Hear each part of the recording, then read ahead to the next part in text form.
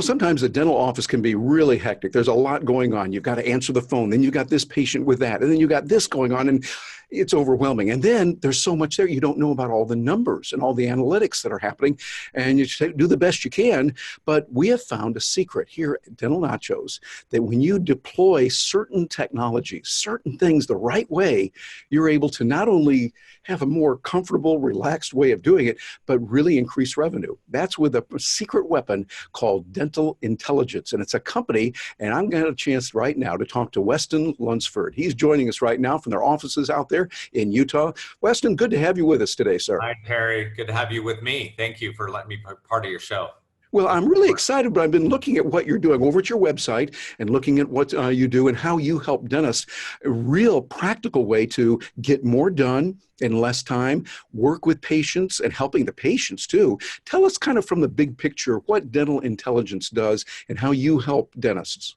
Well, Dental Intelligence is a software application that lives in the cloud, and we integrate with practice management softwares for one simple purpose, which is to help practices grow.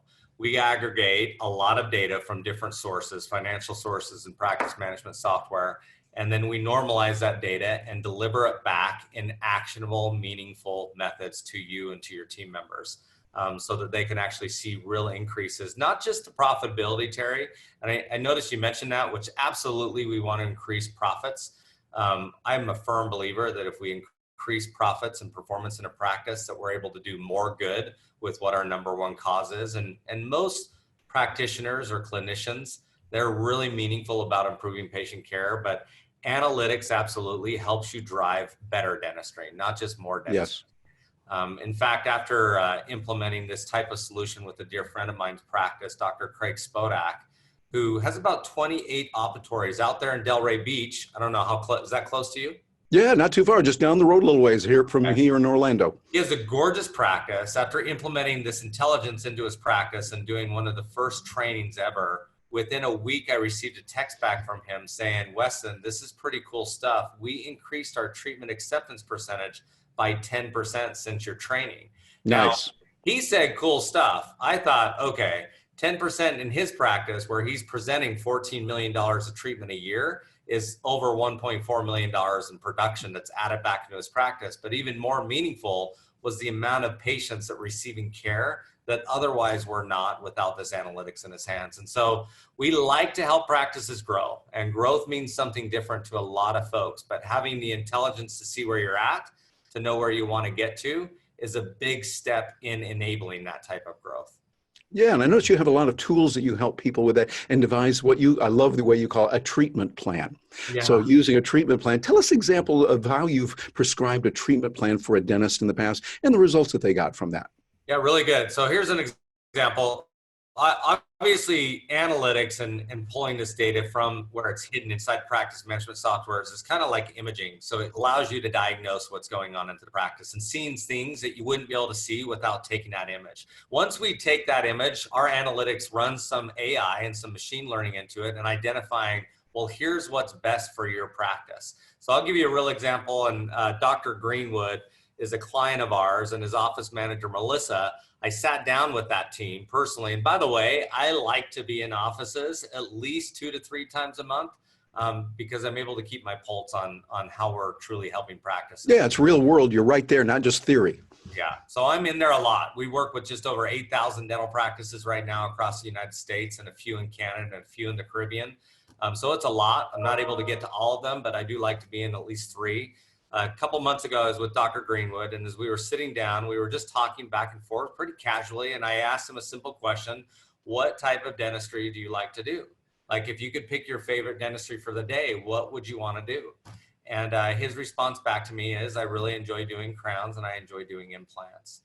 So I love it when patients have that need. Now, that's kind of interesting, right? They want to restore. I mean, that's what most doctors want to do. And when Melissa, the office manager, was there, and I asked her, Melissa, did you know that? And she's like, well, yeah, I know that he likes to do implants and he likes to do crowns. And then I asked her, well, do you know how many he has scheduled this week? She didn't know. And I said, well, do you know how many he diagnosed last month that aren't scheduled to get done this week or next week? And she said, well, no, I don't. And so we went in and changed her settings to be focused on that type of treatment. That's all we did. It was just some settings in our analytics saying, this is what the doctor wants to do. We said, show me all of these. And now it's automatic. Every single day when she walks in, if there's an unscheduled implant or an unscheduled crown, it brings that up to the surface for her and saying, hey, here's an opportunity for the doctor in his chair to get this work done. And it reminds her of that until we get that patient scheduled. And so we first had to show her. When we first looked at this, there was over 150 diagnosed implants and crowns in the last quarter that were not scheduled today. And before I even got back to my office, which was literally a 10-minute drive from their practice, she called me up, or she didn't call, she actually sent me a text. She said, Weston, I already scheduled 2 of these crowns. This information is incredible. But that's an example of diagnosing and then prescribing what to do with that.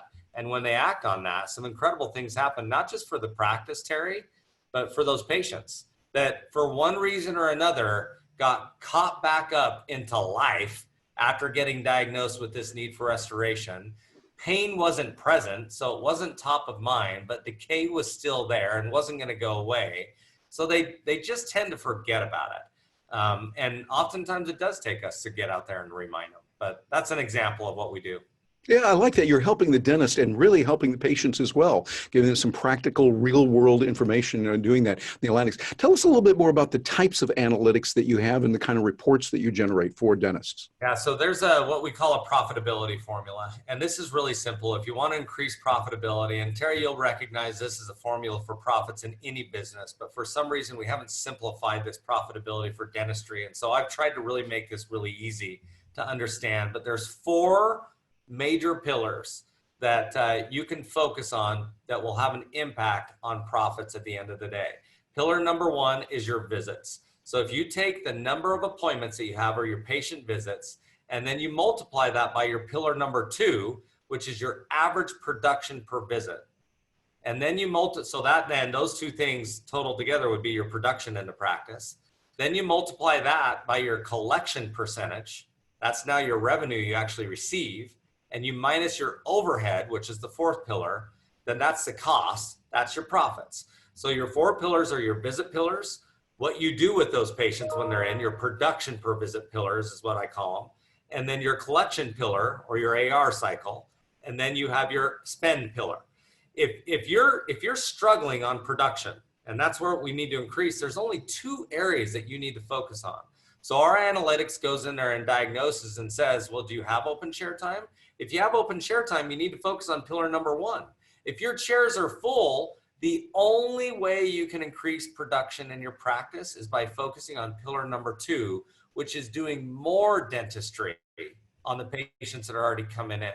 So if you think about this on a grocery store, just to really tie our minds around this, if a grocery store wants to sell more groceries, they have 2 ways of doing it. They can get more customers to come in, or they can get their customers to buy more groceries. It's one of those 2, and they can do both, but it's the same with dentistry. And so often we just focus on this visit pillar, but we don't ever really analyze what's going on in our average production per visit pillar. So things that we would look at, let's say that your practice, Terry, needed to improve on the average production per visit because it was really low and below standard. One of the things we do, I don't know if you can see this, but we have these benchmarks, right? And so the average production per visit nationwide right now across all practices is sitting at $460 per visit. Well, are you below or above that mark? If you're below it, what we would start doing now is looking at all the leading indicators that fuel that average production per visit, such as your fee schedule analysis or the type of treatment that you diagnose. You may not be diagnosing treatment that 70% of all the other practices do diagnose. It could be just simply on your treatment acceptance percentage, and maybe not you as the doctor, but the impact your hygiene team members are having on that acceptance. So our analytics, and look, we make this simple. We don't want you to go find this. We bring it up and serve it to you on a plate. So that every morning you wake up and you see exactly what you and your team need to do to increase in that metric if that's the pillar that you're trying to focus on. So I like it. As simple as possible. I think it's ideal. You're saying these are the real numbers that are driving your practice. These are where you have great opportunities that you might not know about. Here's some errors that you're making, and you can correct those.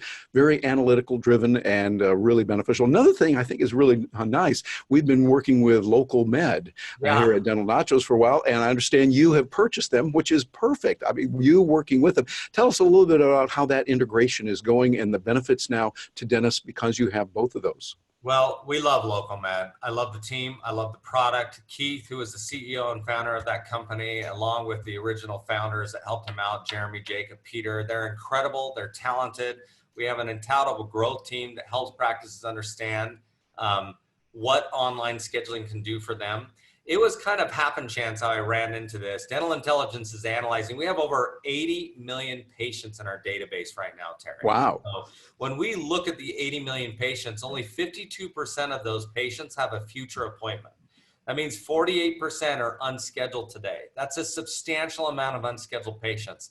And when we look at the open chair time in dental practices right now, if they were to try to get that 48% or roughly 40 million patients, 38, 39 million patients that are unscheduled, scheduled into their practices, it would take on average each practice to increase 4.8 new operatories to handle those appointments within the next 6 months.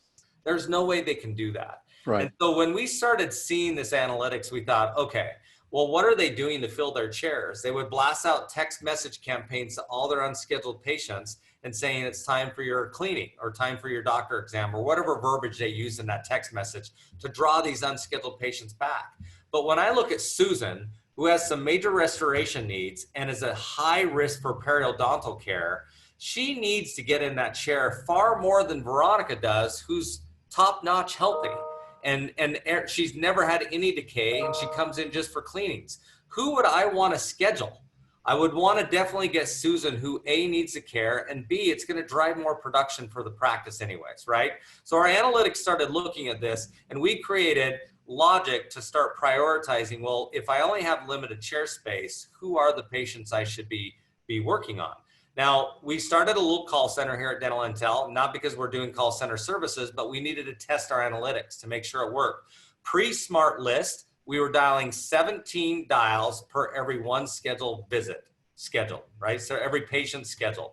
With our new smart list, we got that down to 8.2 dials per every patient scheduled. But here's the great thing with the smart list. The average production in hygiene rescheduled appointments was sitting at $198 with the not smart list. With our intelligent list of patients, it jumped up to $237. Nice. So not only were we scheduling more, we were scheduling a higher quality of treatment that needed to get done as well. And most of them were perio issue and cases there with restoration. So then we needed a tool to be able to schedule it. We were logging into customers' machines and scheduling via VPN, and it wasn't efficient. So I was looking for the best online scheduling platform out there. And I did a lot of research on this. And I found Local Med. They were the only ones that did real online scheduling. Everyone else did this request, which is a great journey experience for the patient to request and then receive a response back. So after using that product for a while, it just clicked. Wait, why are we calling? Why am I not just sending a message to this patient I want to share with the scheduling link and then allowing that patient to quickly call back? If you think about our patients, over 60% of them are occupied during your open hours, either with kids or with schooling or with their work. 60+% are occupied. And so you getting a hold of them on the phone is difficult. But them getting a message with a scheduling link there that opens up your schedule and makes it, follows your rules, by the way.